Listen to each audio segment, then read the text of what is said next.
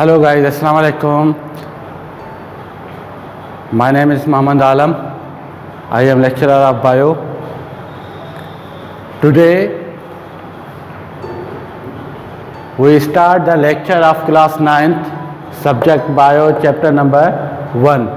Topic: contribution of non-Muslim scientists in the field of biology. Non-Muslim scientist, पहले हम पढ़ के आए थे मुस्लिम साइंटिस्ट का कंट्रीब्यूशन साइंस में क्या है, बायोलॉजी में क्या कंट्रीब्यूशन है, वो हमने मुस्लिम साइंटिस्ट पढ़े थे। ठीक है, उसको डिटेल में उसने कौन कौन से बुक्स लिखे और किस किस एनिमल प्लांट के ऊपर, लिविंग ऑर्गेनिज्म के ऊपर उसने काम किया और कौन से सेंचुरी में उनकी हिस्ट्री थी, वो हम सारा डिटेल में पढ़ के आए हैं।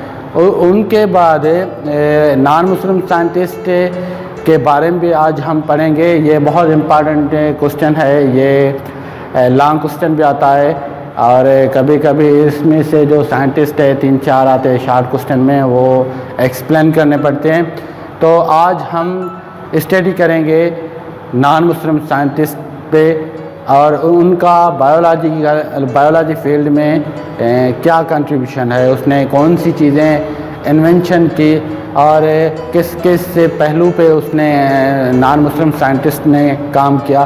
तो नॉन मुस्लिम साइंटिस्ट ने कंट्रीब्यूशन जो किया बायोलॉजी के और साइंस के मैदान में, वो आफ्टर 15th सेंचुरी के बाद उसने contribution, European and others biologist made important contribution in the field of scientist. European scientist और कुछ अंग्रेज़ बायोलॉजिस्ट ने बहुत इम्पॉर्टेंट कंट्रीब्यूशन किया फील्ड ऑफ बायोलॉजी के अंदर।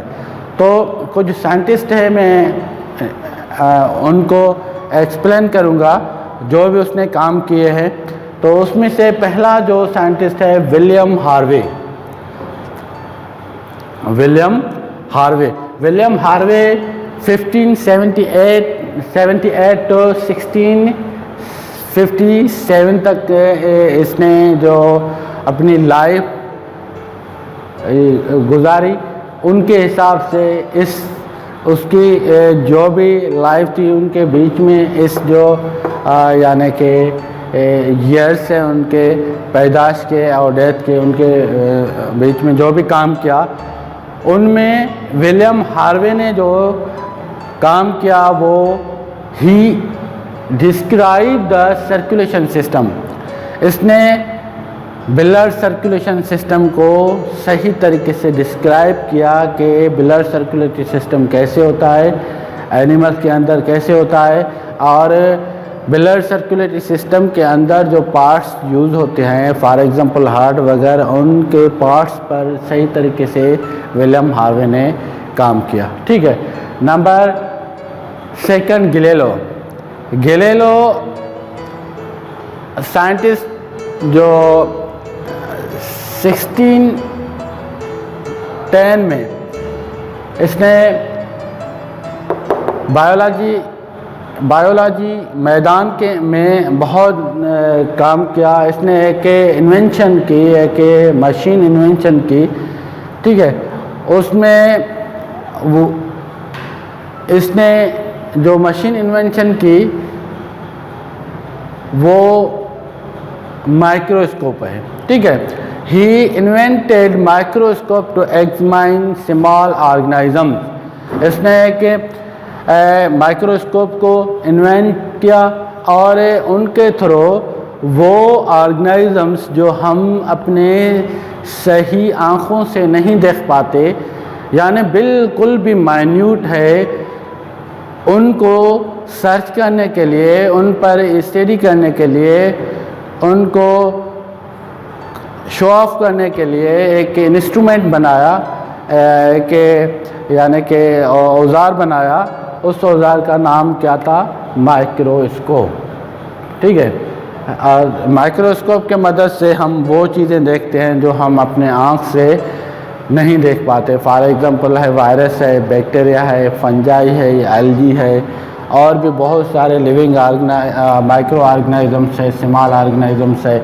उन पे क्या क्या इसने गैलीलियो ने माइक्रोस्कोप की मदद से ये स्मॉल ऑर्गेनिज्म को दरियाफ्त करने का एक नया तरीका यानी ढूंढ पाया। ठीक है। नंबर 3 है रॉबर्ट हुक। रॉबर्ट हुक 1665 में इसने एक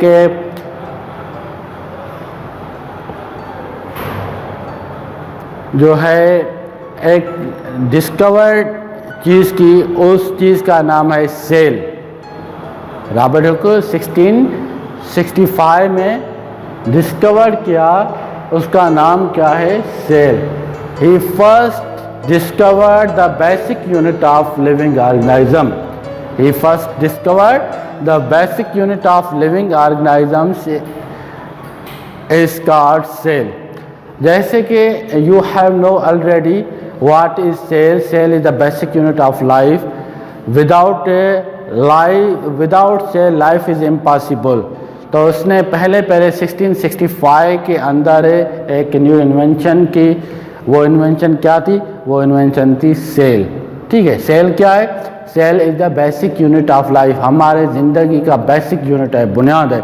जैसे फॉर एग्जांपल हम एक कमरा बनाते हैं, कमरा बनाने के लिए हमें बेसिक चीज़ क्या चाहिए? ब्रिक्स होती है। ठीक है। ब्रिक्स होती है, ये सीलें होती है जो एक ब्रिक्स दूसरे के ऊपर रख के 2 से 4, 4 से 5 रख के एक यानी कि दीवार बनाते हैं। 2-4 दीवारें बनाकर एक रूम बनाते हैं। 2-4 रूम बनाकर हम एक बिल्डिंग बनाते हैं। ठीक है।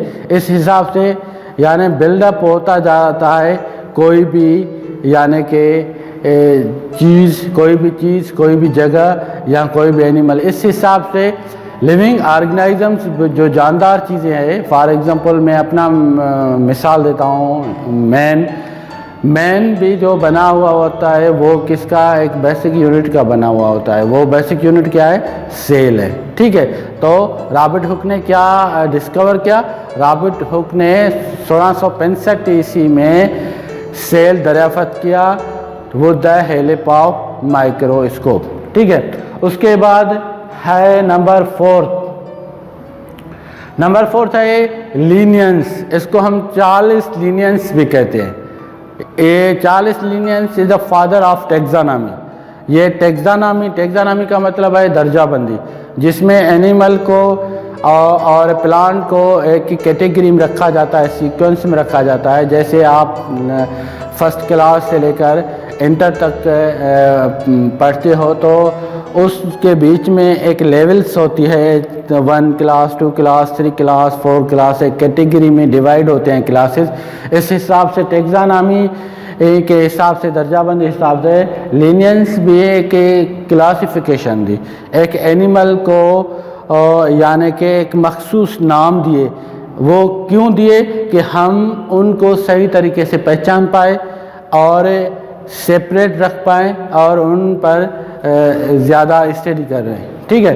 तो लीनियंस 1707 to 1778 के अंदर जो उसने काम किया, वो पहले ही discover the method of nomenclature. He discover the method of nomenclature and classification for plant and animal. ठीक है। नॉमेनक्लेचर का मतलब क्या है? कि नॉमेनक्लेचर नेमिंग देना, नाम देना। एक मखसूस नाम होते हैं, जैसे कि हम फॉर एग्जांपल मैन का साइंटिफिक नाम क्या है? ह्यूमन का साइंटिफिक नाम क्या है? होमो सेपियंस। क्या है? होमो सेपियंस। या एक फ्रॉग का साइंटिफिक नाम का राना टिग्रिना। तो ये एक होमो सेपियंस का मतलब क्या है? होमो मीन्स सेम, सेपियंस मीन्स अकल, यानी कि एक जैसे अकल वाले। तो एक ये क्या हो गया? एक मखसूस नाम हो गया। किसका? ह्यूमन का, मैन का एक मखसूस नाम हो गया कि इंसान ज़ात जो है अशरफुल मखलूक़ात का लक़ब है उनको। ये सारे एनिमल्स से क्या है, डिफरेंट है, क्योंकि इनके पास अकल है, ठीक है। इस अकल की वजह से इनका जो मकाम है वो क्या है, आला मकाम है। इस वजह से नामन कलेक्टर के हिसाब से क्या हो गया कि मखसूस नाम दिए जाते हैं। एंड क्लासिफिकेशन, और उस जानदारों की क्लासिफिकेशन की जाती है, प्लांट की क्लासिफिकेशन की जाती है, एनिमल की क्लासिफिकेशन की जाती है, ठीक है। ही क्लासिफाइड देम इनटू 2 यूनिट। इसने जो लिविंग ऑर्गेनिज्म को क्लासिफाइड किया, एनिमल को क्लासिफाइड किया, वो 2 यूनिट में किया। कितने यूनिट में किया? 2 यूनिट में किया, ठीक है। वो कौन से? एक जीनस, दूसरी स्पेशीज। एक जीनस, दूसरी स्पेशीज। जीनस वो कौन सी जीन से रिलेटिव है, और स्पेशीज क्या है? Species is the basic unit of classification. Species is the basic unit of classification, ठीक है। जैसे हमने ऊपर पढ़ा, रॉबर्ट हुक ने क्या दरियाफ्त किया? सेल किया। सेल क्या है? बेसिक यूनिट है किसका? लिविंग ऑर्गेनिज्म का। इस हिसाब से हर एक चीज़ का बेसिक यूनिट है। वैसे क्लासिफिकेशन में, दर्जाबंदी में, जब दर्जाबंदी करते हैं, इस दर्जाबंदी के दौरान स्पीशीज भी एक बेसिक यूनिट है। किसका बेसिक यूनिट है? इसका बेसिक यूनिट है क्लासिफिकेशन का। स्पीशीज है क्या? स्पीशीज को हम ऐसे डिफाइन करेंगे, process in which living organisms या animals produce individuals offspring, यानी जो वालदीन है वो जो अपनी औलाद पैदा करते हैं, ऑफ स्प्रिंग पैदा करते हैं, वो उन जैसी होती है, डिफरेंट नहीं होती। कि कैसे? फॉर एग्जांपल, अगर गंदम का प्लांट है, ठीक है, गंदम का प्लांट है यानी वीट का प्लांट है, तो हम उस वीट का जो बीज सीड है वो उगाएंगे, तो वो सीड क्या प्रोड्यूस करेगा? वीट करेगा, कोई और प्लांट प्रोड्यूस नहीं करेगा। तो इस वजह से स्पेशीज एक बेसिक यूनिट दिया गया। इस वजह से स्पेशीज एक क्या दिया गया? बेसिक यूनिट दिया गया, ठीक है। तो ये साइंटिस्ट थे, और भी है, ठीक है। तो लीनियंस कौन है? इसको 40 लीनियंस भी कहा जाता है। ये 77 to 78 में इसने काम किया, क्लासिफिकेशन की, नामन कलेक्टर दिया, एक एनिमल को कैटेगरी में रखकर उनको मखसूस नाम दिए, और इस वजह से लीनियंस को कहा जाता है father of taxonomy. Number 5 scientist है शिलाइडेन एंड शेनवान। शिलाइडेन एंड शेनवान 1839 में वर्क किया था। They work on the detail structure of plants and animal cell. They finally proposed a cell theory. Schleiden and Schwann ने दोनों ने मिलकर काम किया था सेल की स्टडी पे, और सेल की स्ट्रक्चर को, एनिमल सेल की स्ट्रक्चर को डिटेल से उसने डिफाइन किया कि सेल क्या है और सेल की स्ट्रक्चर कैसी है। उनके बाद दोनों साइंटिस्ट ने प्रपोज किया, उन एक्सप्लेन की सेल थ्योरी, ठीक है, सेल थ्योरी। सेल थ्योरी में 3 पॉइंट्स थी जो उसने एक्सप्लेन किए। पहली ये थी कि cell is the basic unit of life. Second, without cell our life is impossible. Third, every new cells are pre existing from the old cell. यानी पहली पॉइंट क्या थी सेल थ्योरी की? Cell is the basic unit of life. Cell unit life का basic unit है। और दूसरी point क्या थी? सेल के बगैर हमारी लाइफ इम्पॉसिबल है।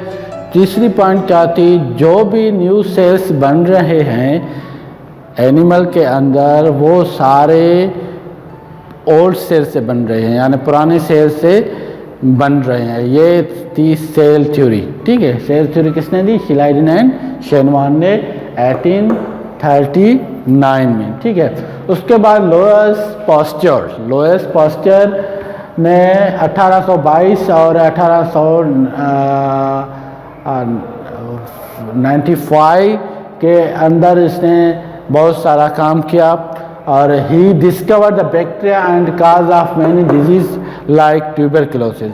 लोयस ने बैक्टीरिया को डिस्कवर करके उनमें ये यानी कि बैक्टीरिया कितना जो है हार्मफुल है कि कौन सी डिजीज़ काज करता है, उसमें एक डिजीज़ है ट्यूबरकुलोसिस टीबी को कहा जाता है। Tuberculosis caused by the bacteria, ये बैक्टीरियल डिजीज़ है। ठीक है, और नंबर 7 है चार्ल्स डार्विन 1800 यानी कि 1859 में इसने प्रपोज किया थ्योरी ऑफ नेचर सिलेक्शन। इसने एक theory the natural selection Charles Darwin ने दी। नेचुरल सिलेक्शन का मतलब क्या है कि सिलेक्शन बाय नेचर, यानी जो भी लिविंग ऑर्गेनिज्म से बनते हैं, हर एक लिविंग ऑर्गेनिज्म के अंदर कैटेगरी होती है, वो आपस में कैसे रहते हैं। यानी नेचर और नेचुरल ऑफ सिलेक्शन का मतलब है सिलेक्शन बाय द नेचर, कुदरत अपने आप सिलेक्शन करती है। इसमें फॉर एग्जांपल के जब 2 या 4 से ज़्यादा डॉग होते हैं एक बाउंड्री के अंदर और उनके बीच में एक यानी कि गोश्त का टुकड़ा फेंको तो वो आपस में लड़ना शुरू हो जाते हैं और उसमें से ज़्यादा से ज़्यादा यानी सर्वाइवल करता है वो जो बहुत ताकतवर होगा। ठीक है, बाकी जो डॉग्स होते हैं वो आहिस्ता आहिस्ता उस मैदान को छोड़ देंगे क्योंकि वहाँ एक बहुत ताकतवर एक डॉग है जो सारे कुत्तों को भगा रहा है। तो ये क्या है कि जो बहुत सारा पावरफुल होगा वो ही आगे आएगा, जो पावरफुल नहीं होगा वो आहिस्ता आहिस्ता क्या होगा, ख़त्म हो जाएगा। जैसे फॉर एग्जांपल डायनासॉर्स का दौर था, उसमें डायनासॉर्स बहुत ह्यूज थे लेकिन वो सर्वाइवल नहीं कर सके, वो आपस में लड़कर आपस में टकरा कर आहिस्ता आहिस्ता ख़त्म हो गए और दूसरे एनिमल्स आ गए उनके जगह पे। तो ये डायनासॉर का ख़त्म होना और उनकी जगह दूसरे एनिमल्स यानी कि आ जाना, ये क्या है, ये भी एक नेचुरली पॉइंट ऑफ व्यू होता है। ठीक है, एक स्पीशीज़ होती है, एक ख़ास एनिमल होता है, वो आहिस्ता आहिस्ता क्या होता है, ख़त्म हो जाता है, उनकी जगह न्यू एनिमल आ जाता है, न्यू वैराइटीज़ आ जाती है, न्यू स्पीशीज़ आ जाती है। ये सब जो चेंजेस आती है वो कुदरत से आती है और कुदरत के हिसाब से सिलेक्शन होती है, उसको क्या कहते हैं, नेचुरल सिलेक्शन। ठीक है, थ्योरी ऑफ नेचुरल सिलेक्शन ये किसने दी, चार्ल्स डार्विन ने। ठीक है, और ही wrote a famous book Origin of Species about the evolution of different species through natural selection। इसने एक बुक लिखी उसका नाम है ओरिजिन ऑफ स्पीशीज। ठीक है, ओरिजिन ऑफ स्पीशीज किस पे है, एवोल्यूशन पे है। एवोल्यूशन क्या है, evolution means gradually slowly changes take place, यानी एनवायरनमेंट के अंदर, माहौल के अंदर नेचुरली तौर पर आहिस्ता आहिस्ता चेंजिंग है। For example evolution of snake. ठीक है, पहले स्नेक को, सांपों को टांगें थी, ठीक है, मगर वो बिल्कुल भी छोटे एनिमल थे, उनकी वजह से हर एक बड़ा एनिमल उन पर हावी होता था, उनसे लड़ता था, उनको नुकसान पहुंचाता था और उनको अपने फूड के लिए इस्तेमाल करता यूज़ करता था। फिर सांप क्या करते थे स्नेक से, उनसे बचने के लिए जो बड़े बड़े माउंटेन थे या बड़े बड़े केव्स थे, गार थे, खड्डे थे, उनमें छुप जाते थे अपनी लाइफ को सेव करने के लिए। तो उस अंदर गार के अंदर, केव्स के अंदर वो तकरीबन 2 हफ्ते से ज़्यादा, 4 महीने, 5 महीने, 6 महीने के लिए अंदर छुप जाते थे, यानी कि हम मर न जाए किसी एनिमल के थ्रू। तो आहिस्ता आहिस्ता वो उन गार के केव्स के अंदर रीढ़ की हड्डी पे चलना शुरू किया और अपने जो वो उनके स्नेक्स के जो लेग्स थे वो आहिस्ता आहिस्ता काम करना छोड़ दिया और आहिस्ता आहिस्ता वो लेग्स क्या हो गए, डिसअपियर के हो गए। तो ये क्या है, ये भी एक चेंजेस है। क्या थी, ये भी एक स्नेक की चेंजिंग है। अभी वो कैसे यानी वॉक करता है by the help of backbone, यानी रीढ़ की हड्डी के तहत वो मूवमेंट करता है, क्रीपिंग करता है। ठीक है, पहले क्रीपिंग नहीं करता था, पहले उनको टांगें थी, टांगों की मदद से वो वॉक करता था।